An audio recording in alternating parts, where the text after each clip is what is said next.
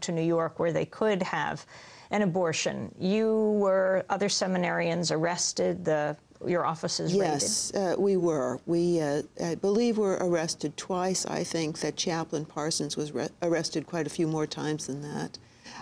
We did not think we were doing anything illegal. We were sending people to a place where abortion was legal. We were part of the movement that wanted to make abortion legal because we had seen, we talked to people who had tried abortions through backstreet kind of operations, and they were hurt. They were in physical danger and trouble still. And so when they came to us, they were saying, I don't want to do that again this time. These are people who had tried more than once to abort. And so we were getting them to safe and legal places. Now, obviously, the government didn't think that that was the case. I would call it a pre-legal situation. But in New York, the clinic, the reproductive health clinic that provided abortion was run by the clergy. Yes, indeed, in the beginning. And the clergy were very, especially Howard Moody, were very concerned about how to get the right providers to come in. When New York's law became legal, you know, you can imagine it was a big business. All of a sudden, they knew there were going to be a lot of people who were going to need the procedure and who were going to be able to pay for it.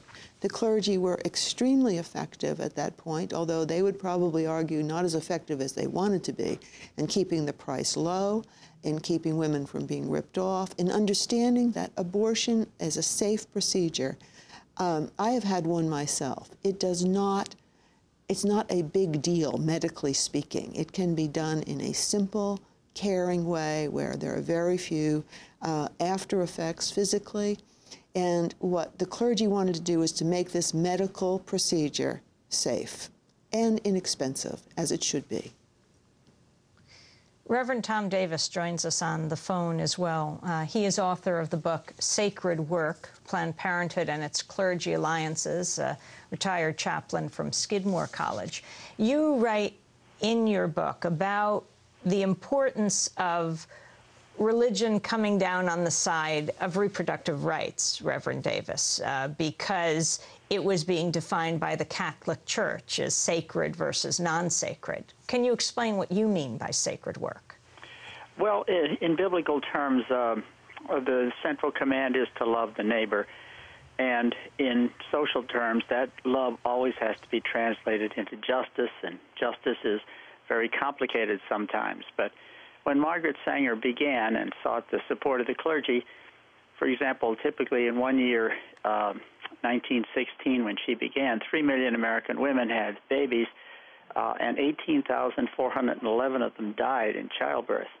Now, that wasn't just due to the medical care of the times. It was due to the fact that many of those women didn't want to be in childbirth.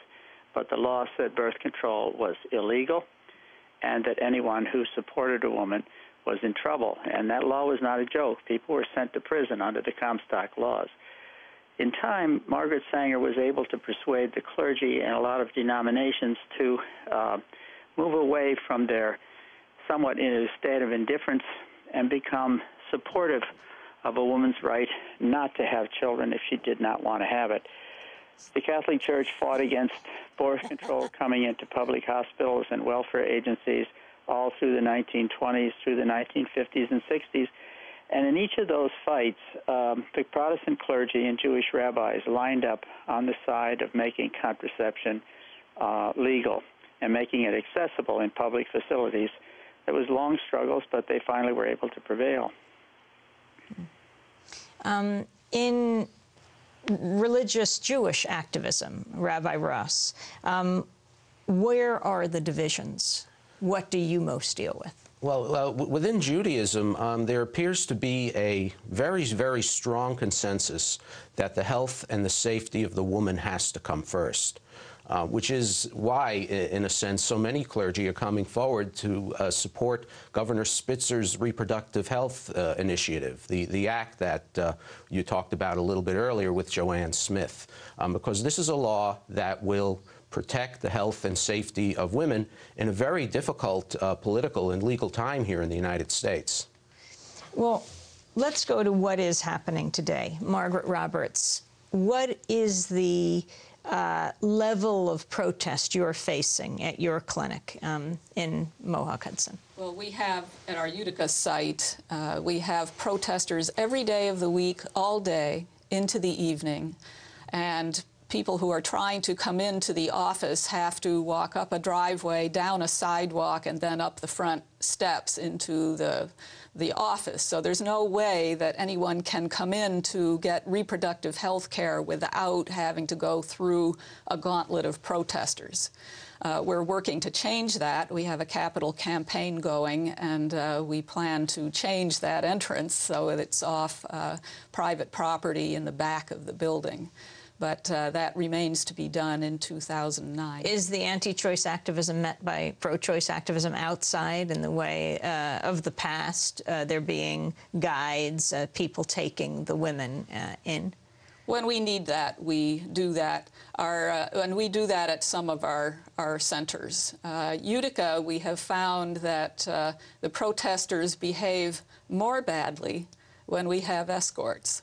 Mm-hmm. And so we certainly watch every second what's going on outside of our building and make sure that our patients and visitors are safe. Mm-hmm. But we don't necessarily use escorts all day. Do you feel safe? Do the other people who work at the clinic feel safe?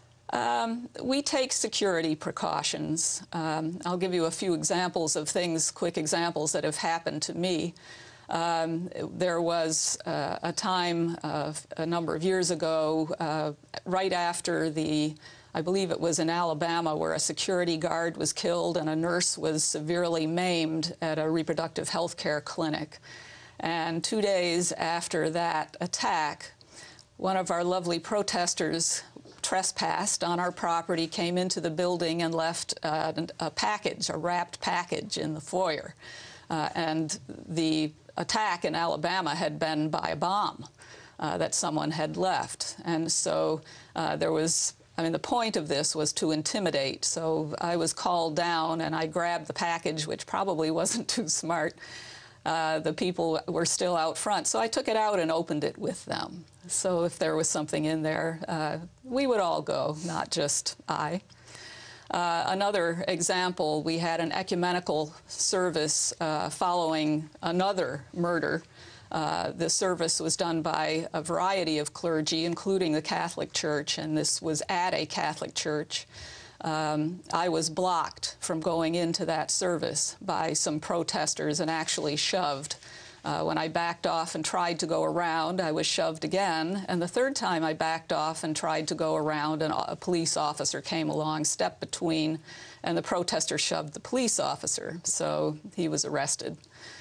There also have been wanted posters tacked on telephone poles around Utica with my name on it. And protesters have been to my home also.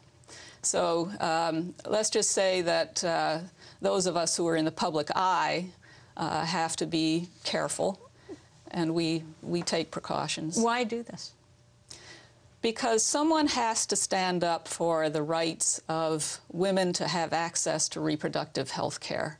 I am the first to respect everyone's right to free speech, but there has to be a line over which people cannot cross, protesters cannot cross, because it absolutely is not constitutional for someone to impose their beliefs on someone else and prevent them from getting access to health care that they need.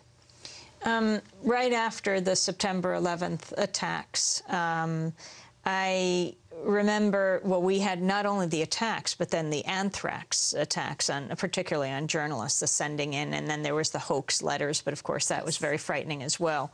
And talking to someone at Planned Parenthood and commenting on now the metal detectors, everything being checked for anthrax.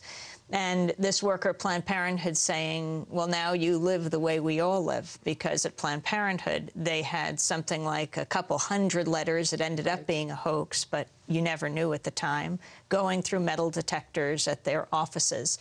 How has the Bush administration in this period defined terror? You have, of course, what we know is the war on terror, foreign terror. What about here at home and the issue of these? How many clinics are we talking about over time have been bombed? Are we talking about our attacks on clinics in the thousands? No. There have in been, the United States. There have been several murders. There have been a couple of attempted bombs. There's been arson. There has been the bombing that I talked about in the South. I can't give you a number without looking